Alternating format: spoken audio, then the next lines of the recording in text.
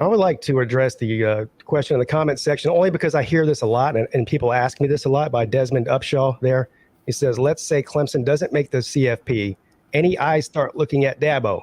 The answer is no, no, and hell no, sir. Dabo Swinney is one of probably 3 or 4 coaches in the country who's built up enough clout that not making the college football playoff is not going to get him on the hot seat. It's going to have to go way, way downhill from there for anything to even come close to a hot seat for Dabo Swinney. I'm talking 2 and 3 win seasons, multiple in a row. So I'll take that a step further and say Dabo Swinney will be the one to decide when Dabo Swinney is no longer the coach. There you go. Yep.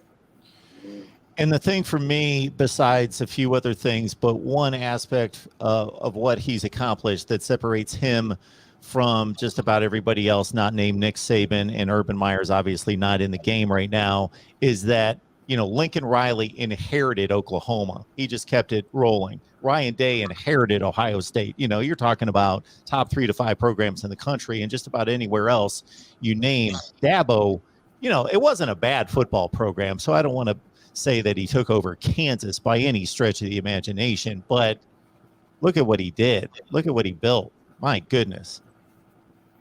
Yeah, that Clemson, not saying there wasn't some things in place, because obviously there was. Tommy Biden kind of laid a little bit of the foundation, but Clemson is mostly Dabo Swinney's vision.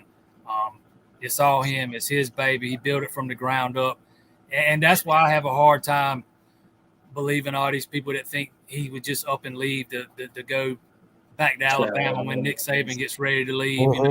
Number one, I don't think Dabo Swinney's – I think he's smarter than that. The guy that's going to follow Saban – that's a no-win situation. I think Dabo Swinney's much smarter than that. But, why leave something that you built to go take over something somebody else built? I don't get it. But, yeah, Clemson is Dabo Swinney's baby. It is. I don't think people realize he's been at Clemson longer than he was ever at Alabama, even as a player and a coach combined at Alabama. So, and it's also home. Alabama's not home to his kids.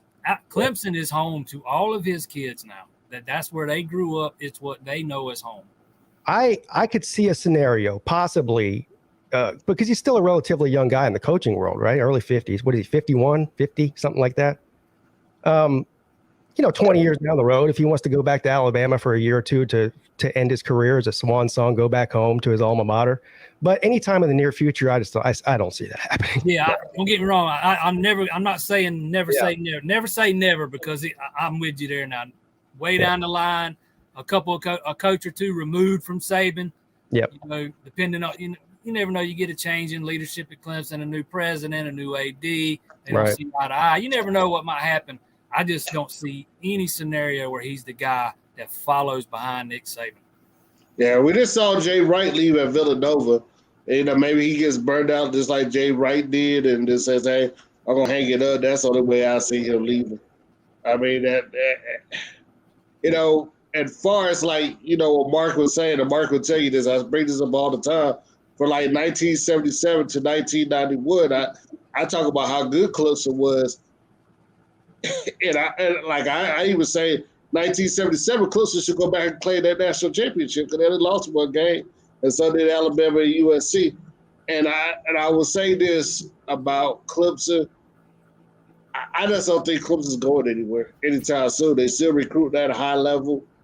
I mean, the NIL is what it is. I mean, that's the world we live in. And I think it's going to help kids in a little while, because why go be a 5th-round pick and make $400,000 or $500,000? You still can make that while you're still in college and finish up your degree.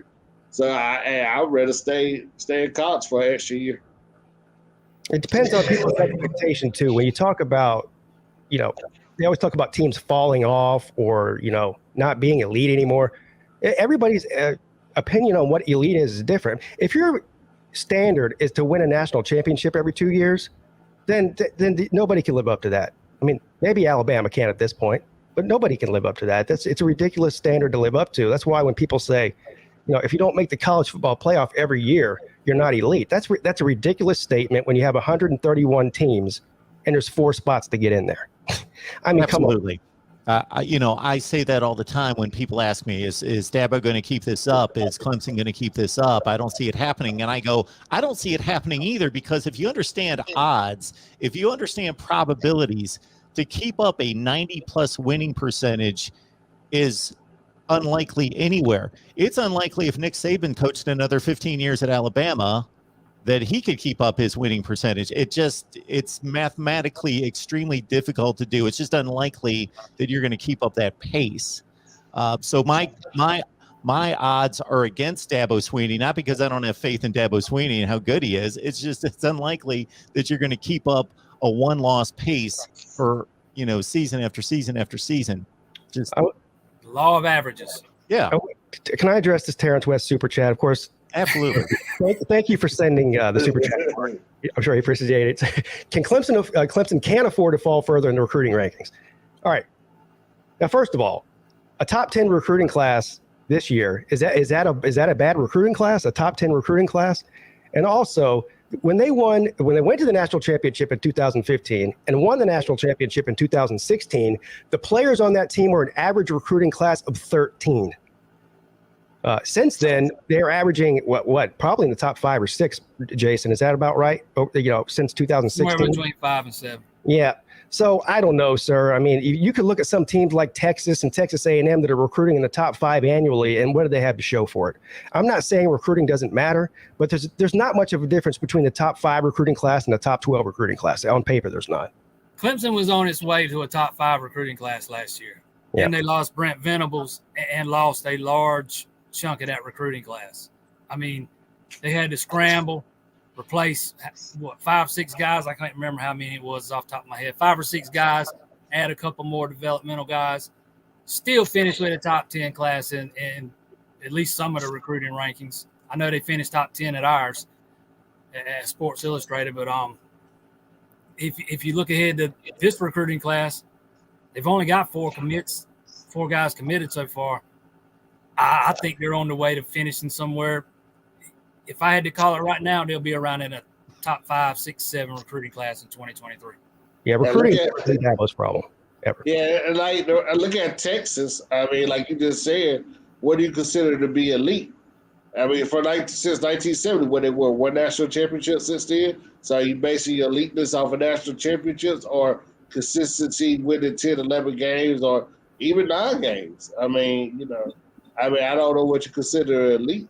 To me, Texas, not to play semantics, but Texas is a blue blood, but they're not elite. They're nothing close to elite. Nobody could argue that they are elite. Yeah. They're barely going 500, so they've been awful for 12 years, basically. But just to go back to the recruiting question or comment there, Pete, I'll not completely disagree with you, but I will say that I think that there's a difference between 5 and 12 in the recruiting rankings. Like I looked at Ohio State and Michigan recently because we were having a debate about that.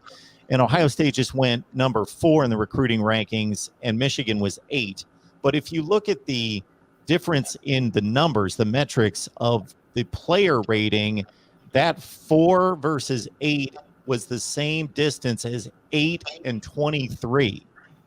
So I do think it tumbles pretty quickly. But I will say in Clemson's defense, that was a small recruiting class, right? So the player rating was a lot higher. Yeah. The class was small, so the per player rating was much better than whatever finished number 9 or 8, whatever the number was. Yeah, no, that tends to be the case most years. Recruiting totally matters. I mean, there's a direct correlation between recruiting well and making the playoffs and winning national championships. I'm not saying that it's not, but there's 2 things that go hand in hand that goes overlooked: recruiting and player development. You can recruit great, but if your coaching staff isn't able to develop players very well, and that's what we've seen sort of like at Texas. Texas is a prime example of this. Recruiting top 5 classes, I think 5 out of the last 6 years or something, and they can't even win their own conference. So yeah, that's my point. Is Clemson has proven that they, even if they have a quote unquote down recruiting year as a top 10 recruiting class, the player development has never been a problem at Clemson, at least under Swinney. I also think that you guys had that trigger guy. You guys had Deshaun Watson and Trevor Lawrence. That makes up for a lot of recruiting. That definitely makes up. That definitely makes up for some of it, no doubt about it. If you got a generational talent at quarterback, you can mask some deficiencies along the offensive line that I think Clemson did have in 2015, 2016, 2018. But they had that generational quarterback who could cover some of that up. Didn't have it last year, and it hurt. Mm-hmm.